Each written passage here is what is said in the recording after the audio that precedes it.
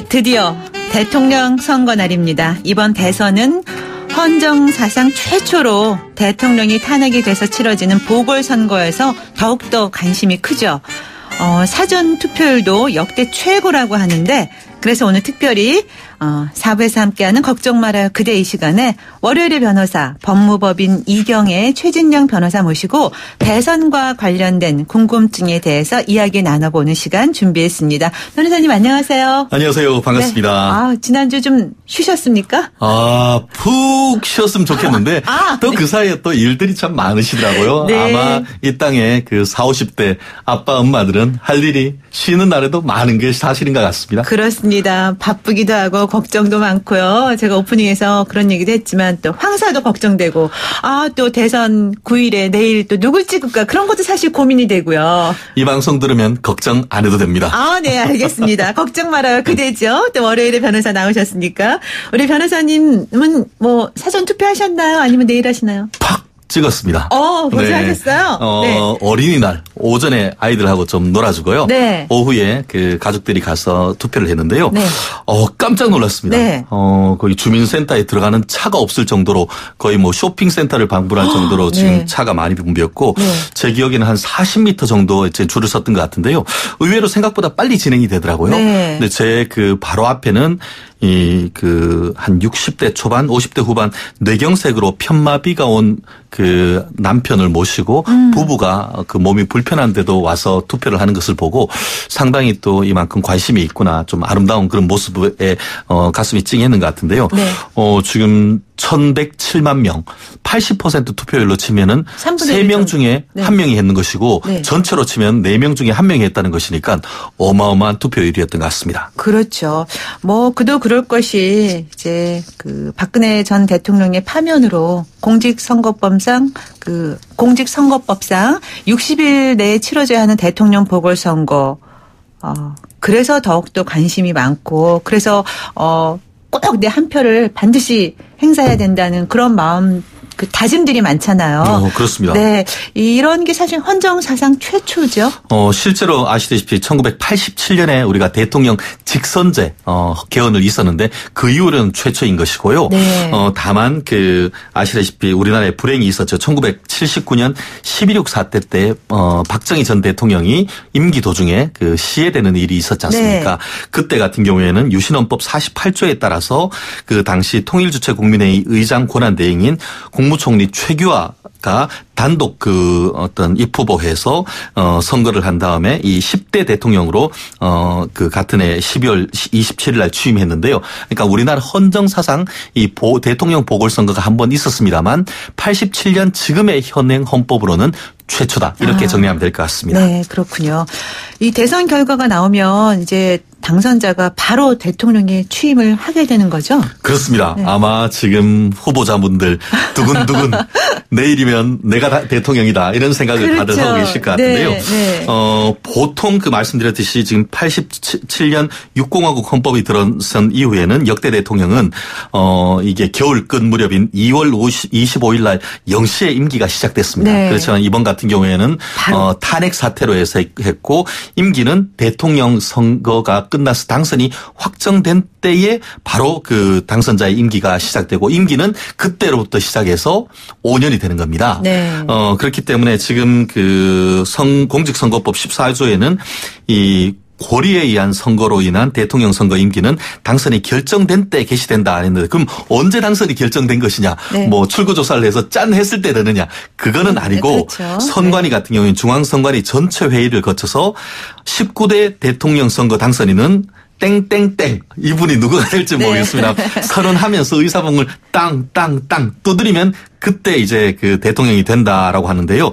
지금 내부적으로 중앙선관위 같은 경우에는 개표 및 집계 속도에 따라서 10일 그러니까 이번 주 수요일 오전 8시 내지 10시 정도에 열릴 것으로 예상되는데 네. 그때에 당선자가 확정되고 되지 않을까 싶습니다. 네. 헌정사상 최초이기도 하고 그래서일까요? 아무래도 그 어느 때보다도 뭐 후보들도 마찬가지겠고 우리 유권자들도 우리 국민들도 더 조마조마하고 더 궁금하고 그런 것 같아요. 그래서 투표율도 하늘 높은 줄 모르고 쭉쭉 올라갑니다. 네. 최근에 주가도 마찬가지요. 네. 자, 그러면 이 황교안 대통령 권한대행 국무총리 역할도 바로 끝나게 되는 건가요? 그렇습니다. 그 황교안 이름이 길죠. 네. 그러니까 대통령 권한대행 네. 및 국무총리인데요. 네. 대통령 권한대행으로서의 역할은 말 그대로 대행이기 때문에 네. 중앙선거관리위원회가 이제 대통령 당선인은 누구라고 딱 선언하는 순간 법적으로 자동적으로 권한대행이란 직위는 사라지게 되는 것이죠. 네. 다만 국무총리는 역할이 그대로 있는 겁니다. 아, 네. 그런데 지금 지난번 5월 4일 날 황권한 대행 같은 경우에는 총리 공관에서 기자단하고 오찬 간담회를 통해서 대선이 끝나면은 총리도 바로 사임하겠다라고 밝혔는데요. 네. 다만 아시다시피 준비 기간 없이 다음 정부가 출범을 하다 보니까 국정 공백이 있을 수 있어서 네. 새로 당선인과 어떤 그런 사임하는 시간에 대해서는 서로 협의를 해서 국정 공백은 최소화하겠다라고 했는데요. 결국 후임 지금 당선인이 사표를 언제 발휘할지 그 결단에 따라서 이 권한 대행이 아닌 황교안 총리의 역할은 시간이 결정되지 않을까 싶습니다. 네. 그렇기 때문에 앞으로 내각 구성은 어떻게 진행될까에 대해서 또 국민들도 굉장히 궁금해하고 있어요. 그렇습니다. 네, 관심이죠. 아마 기억하시겠죠. 2012년 박근혜 전 대통령이 취임한 다음에 이게 인수위원장이었던 분을 총리로 이렇게 지명을 했는데 국회에서 이게 문제가 생겼죠. 네. 그래서 60일 넘게 했다가 정원훈 총리님이 임명이 됐었는데 헌법상 이 총리 같은 경우에는 기본적으로 청문회를 거쳐서 국회에서 이게 비준이 돼야 됩니다. 그러는데 이번에 얼마나 될 것이냐 이게 쉽지가 않은 문제인 그렇죠. 것이죠. 네. 그러다 보니까 현재로서는 두 가지 견해가 있습니다. 원칙적으로 사임표를 받고 좀 시간이 걸리다 하더라도 바로 책임 총리를 지명한다고 했으니까 책임 총리를 지명한 이후에 지명돼서 임명된 총리가 내각에 있는 이 장관들을 지명하는 그 절차를 거치겠다라는 그런 견해가 있고 네. 그렇게 되면 시간이 너무 많이 걸리지 않느냐 네. 싶어서 좀 아쉽긴 합니다만 어쨌든 박근혜 전 대통령이 임명했던 황교안 총리에게 이 장관 후보를 추천을 해서 빨리 이 내각을 구성하는 그런 견해가 있는데 현실적으로 지금 각 유력 당선인들 같은 경우에는 책임 총리를 임명을 하고 그 총리가 지명했는 어떤 내각으로 구성하겠다라는 의견이 강하기 때문에 생각보다 지금 새로 어떤 내각 구성이 좀 늦어질 수도 있는 것 같은데 결국 네. 지금으로서는 얼마나 협치를 해내느냐 대통령 당선인의 어떤 정치력이 제일 먼저 어떤 시험대에 오르는 것이 바로 내각 구성이 아닌가 싶습니다. 네. 공백이 길어지는 것도 안 되겠지만 그렇다고 해서 너무 빠르게 또 하려다가 보면은 또 불상사가 발생할 수 있기 때문에. 그렇습니다. 결국 신속성과 그 내의 컨텐츠를 적절히 조화시키는 나름대로의 어떤 해안이 필요한 시점이 아닌가 싶습니다. 네. 자, 그렇다면 이제 구체적인 사연을 통해서 저희가 선거법 관련한 궁금증에 대해서 이야기를 좀 풀어볼까 하는데요. 먼저 사연 하나, 바로 이렇게 듣고 가겠습니다. 여론조사 공표 금지 기간이라 후보들 지지율이 어떻게 되는지 알 수 없어서 답답합니다. 왜 여론조사 공표를 금지하는 거죠? 하셨네요. 네. 그렇습니다. 왜일 것 같습니까? 아시다시피 네. 이것 같은 경우에는 헌법재판소에 이 부분에 대해서 벌써 문제가 한번 있었습니다. 네. 사실 이 문제 같은 경우에는 옛날 같은 경우에는 대통령은 22일 3주 전에는 더 이상 공표를 못하도록 했고 네. 단체장 선거는 16일 이렇게 됐었는데 2005년 선거법 개정을 통해서 선거일 6일 전부터는 공표하지 못한다라고 해서 이게 17대 대선부터 이와 같은 일들이 있고 있는데요. 네. 헌법재판소가 22일이나 된 것에 대해서 문제가 있다라고 했던 것은 한마디로 이게 요즘 여론조사가 잘 되고 있습니다만 네. 의도를 가지고 왜곡하는 케이스가 있거든요. 네. 결국 그렇게 되면은 이게 보면은 결과가 어떤 대세가 있다 이런 식으로 된다고 하면은 밴드웨건 이펙트 한마디로 편승 효과. 몰아가는 저 사람이 네. 몰아가는 그런 효과가 있고 네. 또 거꾸로 뒤에 있는 분한테 이거 너무 좀 불쌍하지 않냐? 좀 도와주자 해서 열세자 효과 네. 이런 부분이 있어서 선거 결과를 어떤 그 왜곡하기 때문에 적당한 시기 너무 길지가 않다라고 한다고 하면은 이른바 깜깜이 선거도 문제 없다라는 취지를 했었는데 예전에는 한 6일 정도라고 한다고 하면은 크게 문제가 없다라고 했지만 과연 6일 정도가 너무 긴 깜깜이 선거가 아닌가 그런 비판은 지금 일어나고 있는 상황인 것 같습니다. 계속해서 깜깜이 선거라는 그런 얘기가 또 등장하고 있잖아요. 그렇습니다. 그래서 실제로 지난번 이거 중앙선관위 같은 경우에는 이거 6일 너무 길다. 이틀 정도만 해도 되지 않느냐 하는 그 법을 발의를 했는데 국회에서 통과는 못 됐습니다. 네. 결국 최근에 들어가지고는 지금 어떤 과학적인 어떤 그 여론조사 기구가 있고 그것을 다 검증을 하기 때문에 어떤 알 권리 충족이란 취지에서는 그 기간을 줄이는 것이 어떤가 하는 것이 지금 대세적인 견해이기 때문에 아마 다음 선거에는 충분히 좀 개선의 여지가 있지 않을까 싶습니다. 네. 지금 0228님.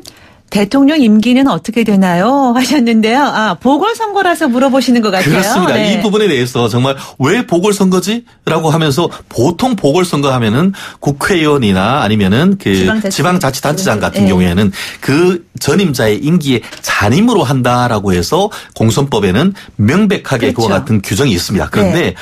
그 공선법에 보면 그 대통령 보궐선거는 어떻게 됐냐 하면은 임기가 당선된 때 다음 날 그때부터 시작된다라고 됐지 임기를 어떻게 한다는 그 규정이 공선법에는 없습니다. 네. 결국 그렇게 되면은 어떻게 되겠습니까? 헌법으로 다시 돌아가야죠. 헌법에 보면은 대통령의 임기는 5년이다라고 되어 있습니다. 네. 결국 대통령 임기는 헌법 규정 사항이기 때문에 그보다 다 낮은 단계에 있는 공선법이 대통령 선거의 임기를 규정할 수 없습니다. 결국 이번 선거가 대통령 보궐선거긴 합니다만 실질적인 임기는 5월 10일부터 시작해서 헌법에 보장된 5년이 된다. 이렇게 보는 것이 합법적인 해석이 아닌가 싶습니다. 네. 5874님 매일 듣긴 하는데 문자는 처음이에요. 새싹 청취자시군요. 감사합니다. 최진영 변호사님 나오신다기에 문자 드려요. 월요일의 남자. 반갑습니다. 네. 최 변호사님 목소리가 너무 매력적이에요. 전 사전 투표했어요 하셨어요. 우리 최 변호사님도 사전 투표 하셨답니다. 통하셨나 보네요. 감사합니다. 자, 7905님 사전 투표했어요. 투표는 민주주의의 꽃입니다. 라고 보내시면서 인증샷도 보내주셨습니다. 감사합니다. 저희 이제 이렇게 해서 최준영 변호사와 함께 이야기 나누고 있는데요. 노래 한 곡 듣고 또 계속 이야기 이어가겠습니다. 오늘 G.O.D의 노래 준비했어요. 정말 내일이면 우리 대한민국의 또 새로운 길이 정해지는데요. 자, 그래서 한번 준비한 곡입니다. G.O.D의 길. 당신의 전성기 오늘 4부 걱정 말아요 그대. 법무법인 이경의 최진영 변호사와 함께 내일 대선을 앞두고 선거 관련법에 대해서 이야기 나누고 있습니다. 자, 8896님. 5개월째 병원 생활하면서 항상 듣기만 했는데 처음으로 참가합니다. 둘째가 선거권이 나와 내일 아침에 가서 투표할 거예요 하셨는데요. 반갑습니다. 처음 또 문자 보내주셔서 감사하고요. 또 5개월째 병원 생활 하셨다고 했는데 지금은 다 건강이 완쾌되셨는지요. 내일 투표장에 꼭 함께 가셔서 소중한 한 표 권리 행사하시기 바랍니다. 자, 3219님. 시각장애인들에 대한 배려가 부족해요. 내일 투표할 때 투표 감독관님들이 시각장애인 분들한테 어떻게 해야 할지 알아두셨으면 해요. 이거 정말 중요한 말씀이세요. 그렇습니다. 저희가 사법시험 같은 경우에는 점자 시험으로도 칠 수 있도록 할 만큼 우리나라가 굉장히 신경을 쓰는데요. 네. 그래서 실제로 지금 공선법에 따르면은 이 시각장애인들 위해서 특수투표용지, 점자용지를 지금 제공을 하고 있습니다. 그리고 아시다시피 원래 투표는 비밀투표죠. 혼자 가야죠. 네. 그렇지만 시각장애인을 위해서는 가족 또는 본인이 지명한 2명을 동반해서 투표소에 들어가서 기표를 할 수 있습니다. 네. 그렇기 때문에 가셔서 시각장애인이라는 것을 알리시고 이 점자 투표용지를 받아서 투표하시면은 투표하는데 문제가 없을 것 같습니다. 네. 그리고 실제로 지금 선거 운동할 때도 명함도 많이 받으셨죠? 보면은 네. 점자 명함도 지금 요구하고 있습니다. 그래서 우리나라가 예전보다는 이 장애인들에 대한 배려도 많이 좋아지고 있는데요. 혹시 모르기 때문에 이거 듣고 있는 선관위 관계자들 좀 시각장애인들을 위한 배려 철저히 준비했으면 감사하겠습니다. 네, 아주 중요한 사연 문자 보내주셨습니다. 감사합니다. 만약에 또, 이 장애인들이 시설에 미비해서 투표권 행사를 못했다 했을 때 소송할 수도 있나요, 혹시? 저한테 오십시오. 그렇습니까? 그럴 네. 일이 없도록 정말 투표 오늘 하루 남았습니다만 네. 그 중앙선관위가 각급 지방선관위의 이런 부분을 꼼꼼하게 챙기는 그런 노력이 필요하지 않을까 싶습니다. 네. 자, 그리고 이제 뭐 그 현수막이라든가 그 벽보 많이 이제 있잖아요. 네네. 근데 그 선거 그 벽보를 훼손해서 벌금을 냈다는 뉴스 기사도 보고 했는데 뭐 최고에는 길고양이들까지도 벽보를 훼손했다 막 이런 뉴스가 나와서 참 웃기도 했는데 이 낙서 같은 것도 안 되는 건가요? 그렇습니다. 실제로 지금 말씀하셨듯이 벽보가 훼손되는데 CCTV가 딱 있어서 봤더니 밤에 네. 보니까 딱 걸렸어요. 근데 이게 사람이 아니고 길고양이여서 네. 처벌할 수도 없고 참 네. 난감했다라는 걸 네. 했는데요. 실제 지난 그 25일 같은 경우에는 그 4월 25일 같은 경우에는 영등포역 파출소에서 노숙인이 이게 일부러 벽보를 찢었다라고 합니다. 그래놓고는 네. 내가 찢었는데 깜빵 가느냐라고 이렇게 당당하게 묻기도 했었는데 그분은 정말 현행범으로 체포돼서 첫 구속 사건이 됐다라고 하는데요. 네. 지금 18대 대선보다도 지금 이런 일이 굉장히 많아지고 있다고 합니다. 네. 이번 지난 일주일 동안 봤을 때의 벽보 훼손 건수가 전국적으로 한 392건으로 해서 같은 기간 18대 대선 188건보다 2배 이상 많아졌다라는 보도가 나오고 있습니다. 왜 그랬냐 했더니만 진짜 이런 사람들 보기 싫어서 아니면 후보가 마음에 들지 않아서라고 해서 어떻게 보면은 이번 최순실 국정농단 사태를 겪으면서 어떤 정치에 대한 혐오 심리가 증폭된 것이 아닌가 하는 그런 얘기가 나오고 있는데요. 아무리 보기 싫다 하더라도 우리나라 국민들은 또 투표의 권리가 있고 알 권리가 있기 때문에 이걸 찢어버리면은 이거 어떻게 봅니까? 그렇기 때문에 투표는 링컨 대통령은 그런 얘기를 했습니다. 투표는 총알보다 강하다. 이걸 하나 찢는 것보다도 오히려 선거하는 날 가서 투표하는 것이 정말 정치를 바꿀 수 있다는 그런 어떤 신념을 가지고 이런 부분을 대응해 주는 것이 어떤 민주 국민의 어떤 의무가 아닌가 생각을 합니다. 네. 그리고 이제 예전에는 이제 투표하러 가서 뭐 엄지척, V자 뭐 이런 것 등등 표정이라든가 그러니까 인증 사진을 이제 올리는 게 금지가 됐는데 이번에는 이제 괜찮다고 그렇게 했어요. 그렇습니다. 예. 그래서 선거법이 이게 개정이 된 건가요, 그러면? 그렇습니다. 걱정 말아요, 그대. 아무리 해도 아무 문제 없습니다. 네. 한마디로 지난 올 초에 공직선거법이 개정이 됐습니다. 그래서 지난 4.13 총선에는 이것 때문에 처벌받은 사람도 많았잖아요. 그렇죠. 그래서 이건 안 된다 해서 급하게 이걸 법을 바꿨는데요. 그래서 아마 지난 4월 5일, 4일 날 하면서 많이들 SNS에서 올린 것 같은데요. 네. 뭐 예를 들어서 엄지척 아니면은 뭐 V 아니면은 삼지창 뭐 네. 여러 개의 어떤 자기가 할 수 있는 아니면 손바닥을 다 편다든가 네. 했던 그런 사진을 펴서 올리는데 그와 같은 그것은 정치적 의사 표현의 자유로서 지금 다 허용이 됩니다. 네. 다만 이게 사진은 올릴 수 있습니다만 이 투표 용지를 찍어서 올리는 것은 여전히 금지가 됩니다. 네. 그렇기 때문에 지금 내일 선거를 하면서 다 됩니다만 이 투표표 찍어가서 찍은 내용을 올리면은 그것은 처벌된다는 걸 잘 아시고 이런 부분을 해주셨으면 하는 생각입니다. 그리고 또 한 가지. 인터넷에 이것이 한다는 것이 허용된다는 거지 밖에 나와가지고 이런 부분을 선거운동식으로 하는 것은 네. 선거운동원이 아니면서 하는 것은 규제가 될 수 있기 때문에 가급적 SNS란 이 인터넷이나 사이버 공간에는 적극적으로 하시되 외부에서는 조금 조심하는 것도 지혜가 아닌가 싶습니다. 네. 이게 이제 인증샷이 허용되면서 세간의 이른바 뭐 국민투표 로또다 이런 말이 이제 나올 정도로 또 이벤트 진행 중이라고 해요. 네. 네. 500만 원의 상금을 받을 수 있는 이벤트 인증샷 찍은 그렇습니다. 분들에 대해서 그래서 사람들이 더 관심을 갖는데 이 500만 원 타려다가 또 자칫 오히려 그렇습니다. 벌금을 물 수도 있을 것 같아요. 그렇습니다. 올리시기 전에 한번 네. 인터넷에다가 이게 국민투표 로또 내지는 인증샷 주의법을 한번 찍어보고 확인한 다음에 하시면 좋겠는데요. 이게 국민투표 로또 참여 열기도 엄청 뜨겁습니다. 네. 5월 6일 오후 2시 기준으로 해서 21만 6천 명 가량이 했는데요. 와, 네. 이게 500만 원 이게 참 만만치 않은 돈인 것 같은데 네. 투표 한번 하고 500만 원 당첨되면은 예, 걱정 말아요. 그대 또 글도 한번 좀 올려주시면 감사하겠습니다. 네. 그렇지만 또 이제 그로 인해서 또 벌금을 낼 상황이 발생하면 안 되니까 주의할 점 그렇죠. 아까 말씀하신 주의할 것처럼 점은 SNS에 올리면 된다. 요것만 아시면은 다른 문제는 없겠고 다만 말씀드렸듯이 여러 가지 해도 됩니다만 이 투표 용지 자체를 찍어서 올리면 안 된다는 점. 꼭 명심했으면 좋겠습니다. 네. 그리고 무엇보다 기표소 안에서는 절대로 촬영하면 안 되고요. 그렇습니다. 그거 말씀 꼭 드리고 싶습니다. 네, 그렇죠. 근데 또 요즘에 또 약간 아쉬운 거는 이렇게 서로 이제 뭐 다른 사람 의견 막 알려고 하고 막 내 의견 강요하려고 하고 그러는데 그런 일은 절대 없어야죠. 이제 선거 하루 남았는데 그렇습니다. 각자 자기의 소신껏. 그럼요. 소신 투표 사실 벌써 5월 그 사전 투표 때 3분의 1 가까이 했다는 것은 그만큼 소신 투표했다는 건데 요즘 보면은 아버지가 옛날에는 아들한테 뭐 하다가 싸움 나는 일 많지 않습니까? 요즘 이념도 다양하고 후보도 다양합니다. 소신껏 한 표 행사하는 것 정말 중요한 것 같습니다. 그렇습니다. 이제 몇 시간 안 남았죠?